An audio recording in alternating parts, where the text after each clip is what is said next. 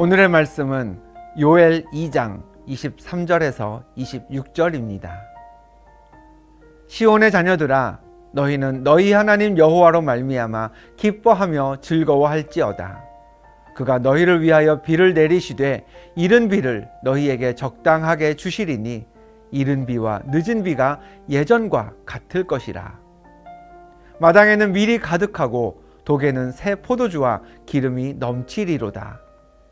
내가 전에 너희에게 보낸 큰 군대 곧 메뚜기와 느치와 황충과 팥중이가 먹은 횟수대로 너희에게 갚아주리니 너희는 먹되 풍족히 먹고 너희에게 놀라운 일을 행하신 너희 하나님 여호와의 이름을 찬송할 것이라.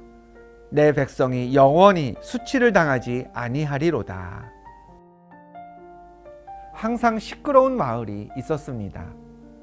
그 마을이 시끄러운 이유는 주민들의 생각이 늘 둘로 쪼개졌기 때문이었습니다. 마을에는 두 철학자가 살고 있었습니다. 한 사람은 신이 있다고 주장하는 유신론자였고요. 다른 한 사람은 세상에 신 같은 건 없다 주장하는 무신론자였습니다.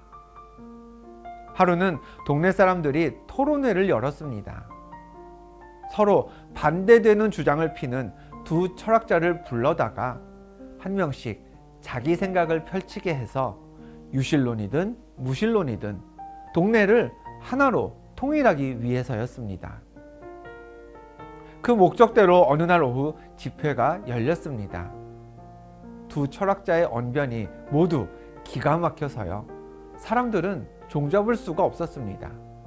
이 말을 들으면 이 말이 맞는 것 같고 저 사람한테 가서 저 말을 들으면 저 말이 맞는 것 같았습니다. 그 멋진 토론이 새벽까지 이어지고 있을 때 이상한 일이 벌어졌습니다. 신은 존재한다던 유신론자는 무신론자의 이야기에 감동을 받아 무신론자가 되었고요. 반대로 신이 어디 있냐던 무신론자는 유신론자의 말에 설득되어서 유신론자가 되어 버렸습니다. 멋진 지혜가 오갔고 최고의 지식들을 주고받았지만 결국 마을이 시끄럽기는 매한 가지였던 것이죠. 판단과 생각의 기준이 우리 사람의 지혜가 되면 무엇 하나 기준으로 삼기가 어렵습니다. 이 사람은 저렇게 생각할 수도 있고 저 사람은 이렇게 생각할 수도 있어서 저마다 기준이 다를 수 있고요. 판단도 달라지기 때문입니다. 감사도 마찬가지입니다. 내가 겪은 일, 내가 가진 생각이 감사의 이유가 된다면 어떨 때는 감사하게 되지만 다른 때는 감사의 조건이 없어집니다. 그런데 성경은 우리에게 감사를 그런 식으로 하라고 가르치지 않습니다. 해도 되고 안 해도 되는 것이 아니라 범사에 감사해라. 즉 모든 일에 감사해야 한다고 했습니다. 모든 일에 감사할 수 있으려면 앞서 말씀드린 대로 감사의 기준과 조건이 우리에게 있으면 안 됩니다. 하나님께 있어야겠죠. 오늘 본문은 우리가 감사의 기준을 어떻게 정해야 하는지 두 가지로 정리해서 알려줍니다. 첫 번째, 우리가 해야 할 감사는 본문 23절에 설명되어 있습니다. 시온의 자녀들아, 너희는 너희 하나님 여호와로 말미암아 기뻐하며 즐거워할지어다. 그가 너희를 위하여 비를 내리시되 이른 비를 너희에게 적당하게 주시리니 이른 비와 늦은 비가 예전과 같을 것이라. 본문 역시 감사라는 행동의 뿌리가 하나님임을 분명히 전하고 있습니다. 여호와로 말미암아 기뻐하며 즐거워하라고 했지요. 그런데 하나님의 어떤 모습, 어떤 행동을 보고 기뻐하고 즐거워하라고 했습니까? 우리를 위하여 비를 내리실 것이라 했습니다. 이른 비를 적당하게 주시고 늦은 비까지도 예전처럼 내릴 것이기에 우리는 그 하나님을 향해 기쁨과 감사를 표현해야 합니다. 즉, 우리의 감사는 하나님이 이루실 일들을 기대하는 감사여야 합니다.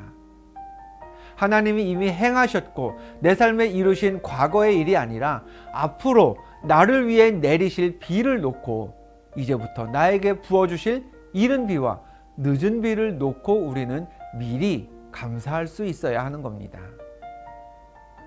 감사가 하나님이 나를 위해 일하실 것을 믿는 믿음의 표현인 셈이죠. 하나님을 신뢰하며 감사를 표현한 하나님의 자녀들에게 하나님은 이렇게 약속하셨습니다. 본문 24절과 25절입니다. 마당에는 밀이 가득하고 독에는 새 포도주와 기름이 넘치리로다. 내가 전에 너희에게 보낸 큰 군대 곧 메뚜기와 느치와 황충과 팥중이가 먹은 횟수대로 너희에게 갚아주리니. 적절하게 하나님이 내려주신 비로 인해 하나님 자녀들의 마당에는 먹고 마실 것이 가득해집니다. 해충들로 인해 입었던 피해들마저도 하나님이 그대로 다시 채워주시겠다고 약속하셨습니다. 그러면 그와 같은 하나님의 은혜를 입은 우리는 또 무엇을 해야 할까요? 본문 26절을 봅니다. 너희는 먹되 풍족히 먹고 너희에게 놀라운 일을 행하신 너희 하나님 여호와의 이름을 찬송할 것이라. 내 백성이 영원히 수치를 당하지 아니하리로다. 하나님이 풍족히 채워주셨으니 우리는 풍족히 먹으면 됩니다. 풍족히 먹고 나면 그 다음에 할 일이 하나 더 있습니다. 너희에게 놀라운 일을 행하신 하나님 여호와의 이름을 찬송하는 것입니다. 하나님의 백성으로서 다시는 수치를 당하지 않을 것이기에 우리는 하나님이 행하신 은혜들을 누리며 하나님께 감사하고 또 하나님을 찬양하면 됩니다. 즉, 하나님의 백성이 해야 할 감사는 이 두 가지입니다. 첫째, 하나님이 행하실 일들을 기대하는 감사입니다. 내게 좋은 일, 감사한 일이 생겼기 때문에 하는 감사가 아닙니다. 하나님이 좋은 일, 감사할 일을 내 앞에 이뤄주실 것이라 믿기 때문에 그 일들을 기대하며 먼저 드리는 감사인 거죠. 두 번째는 그와 같은 믿음이 이루어졌음에 드리는 감사입니다. 내가 믿음으로 하나님이 하실 일에 먼저 감사를 드렸더니 약속을 지키시는 신실하신 하나님께서 내게 비를 주시고 풍성한 열매를 주셨음에 드리는 감사. 받은 은혜에 대한 감사가 반드시 있어야 합니다. 이 두 가지 감사를 기억하며 오늘은 이렇게 기도하겠습니다. 하나님, 오늘도 내게 선한 일들을 이루실 하나님의 능력을 믿습니다. 먼저는 믿고 감사하게 하시고 또 감사가 이루어졌음에 기쁘게 찬양하는 나의 삶 되게 하여 주옵소서. 받을 은혜를 기대하며 먼저 미리 감사하는 삶, 또 그 믿음이 간증이 되어서 받은 은혜를 감사하는 삶, 그래서 감사가 끊이지 않는 삶의 주인공 되시기를 주님의 이름으로 축원합니다. 기도하겠습니다. 하나님, 오늘 우리 삶에 적절한 비를 내려주실 줄 믿습니다. 믿고 받을 은혜에 감사하는 우리들 되게 하여 주옵소서. 또한 믿는 자에게 선한 일들을 이루실 줄 믿습니다. 하나님의 능력을 경험하고 받은 은혜에도 감사할 줄 아는 지혜를 갖게 하옵소서. 예수 그리스도의 이름으로 기도합니다. 아멘.